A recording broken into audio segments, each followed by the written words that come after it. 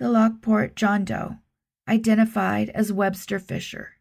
On July 30th, 1980, a box was found in the Chicago greater area sanitary and shipping canal.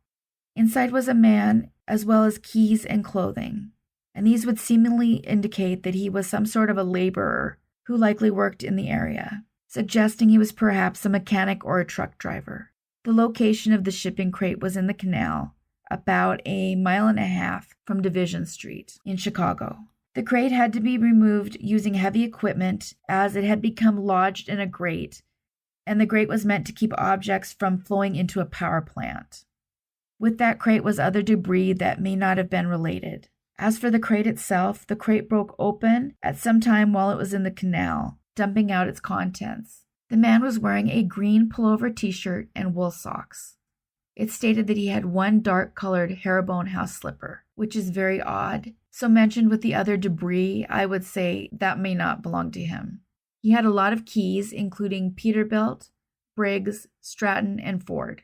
There was a laundry mark in his pants labeled Jim 5, which is essentially a mark labeling inside of his pants to signify clothing exposed to hazardous chemicals.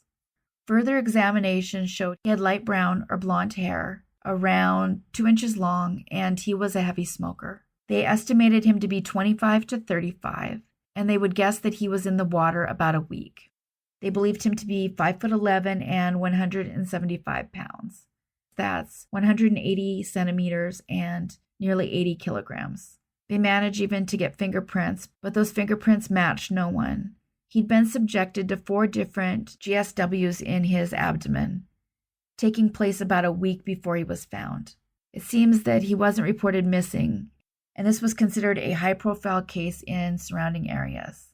Additionally, in November 2008, Will County Coroner Patrick K. O'Neill created a part-time cold case unit composed of 2 retired police detectives. And the following year, these investigators would send out hair samples of the man found in the crate, sending them to the University of North Texas Center for Human Identification. But when they got the DNA into the database, like so many of these cases, turned up no hits.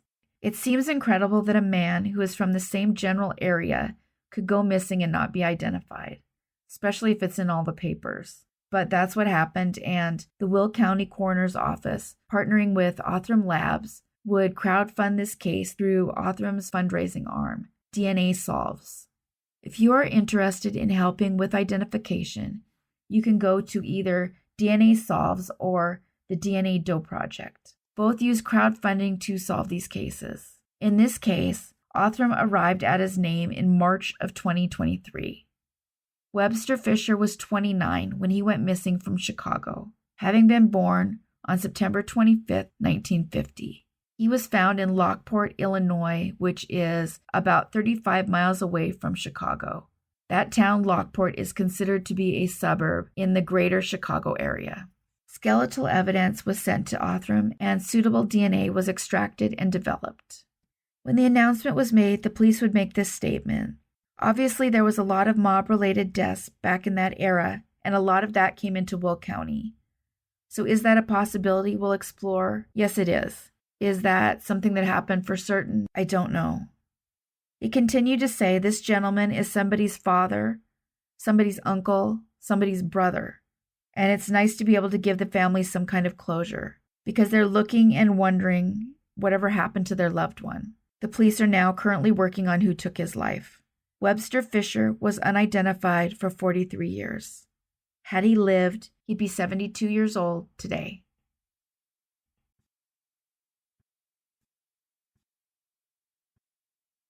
The New York City Jane Doe, August 2021.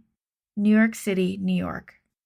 The video seen here is of our Jane Doe walking toward the Brooklyn Bridge in New York.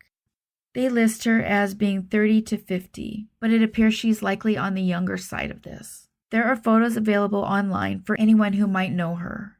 I don't show postmortem photos on the channel here because it feels like it's disrespectful to them and to the people that don't expect to see that.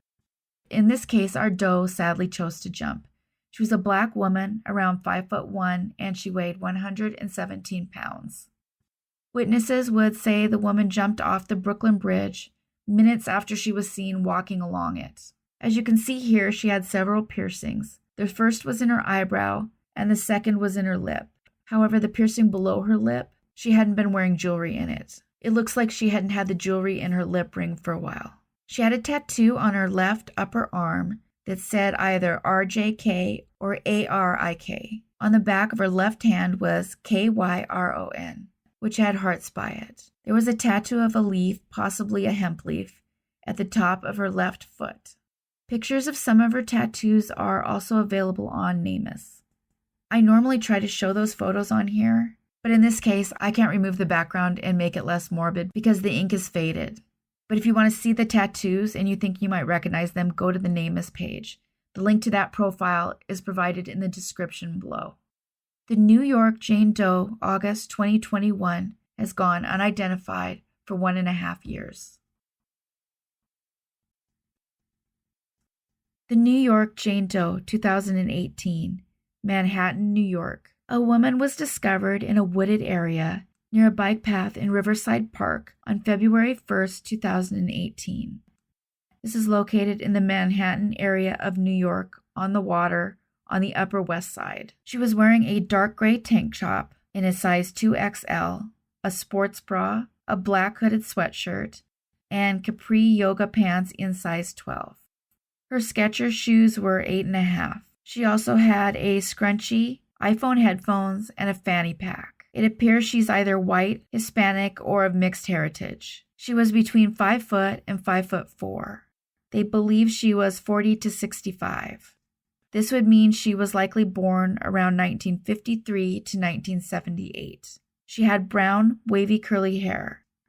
It's not clear how long she'd been where she was found, but they believe it was only months. She was, however, skeletal when they found her. Her COD hasn't been released, if it's even known. The New York Jane Doe 2018 has gone unidentified for 5 years. As always, thank you so much for watching. The current goal for the channel is 20,000 subscribers. Please consider subscribing and hitting the bell so you don't miss new episodes. Thank you so much to everybody commenting. Even with just an emoji, it really has made a big difference. Without it, there isn't a channel, so thank you guys so much. Take care of yourselves and each other.